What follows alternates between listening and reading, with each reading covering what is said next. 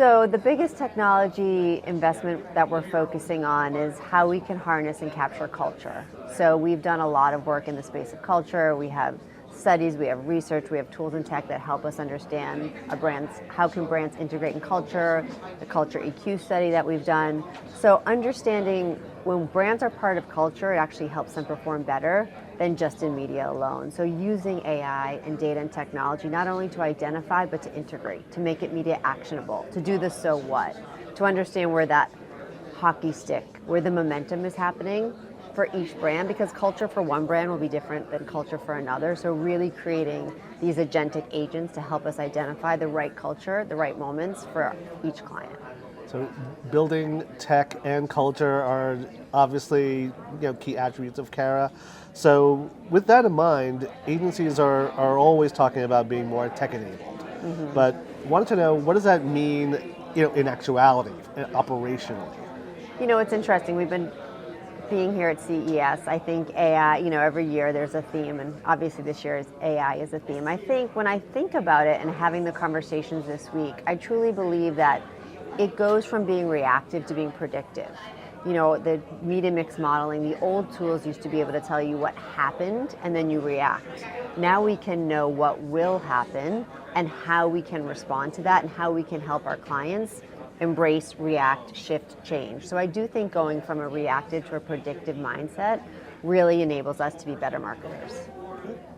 So looking at the explosion of ad tech platforms and tools, how do you decide what to build versus buy or partner?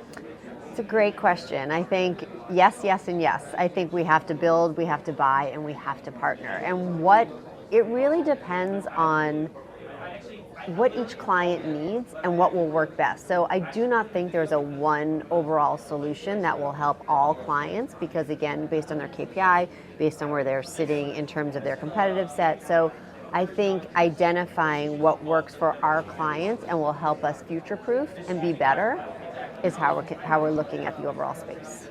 Speaking of future-proofing, AI is generally considered to be transforming workflows across planning, buying, and optimization generally. Mm-hmm. So from your vantage point, Carrie, where is technology improving outcomes versus where it's just creating more complexity to manage and more promises of efficiency? Well, if you think about the hours spent on analytics, on inputting, on just day-to-day tactical work, it's completely eliminating that. It's allowing us to look at data that used to take months to mine and look at it in seconds. It's allowing us to be able to respond, react, and change based on what we're seeing dynamically. So that's amazing. And then again, you think about when I started in the business, the ecosystem wasn't what it was. So we got to really think about our clients and give ideas and think about how we can be better marketers. The amount of time spent within our ecosystem now on taxonomies, on inputting, on analytics, takes away the opportunity for young people, for the next generation, to think about the strategy, to think about the brand, to give us input. And really we have to go back to that comms planning mindset of how do we do communication planning? How do we create plans for our clients and use the data and tech to help those be better?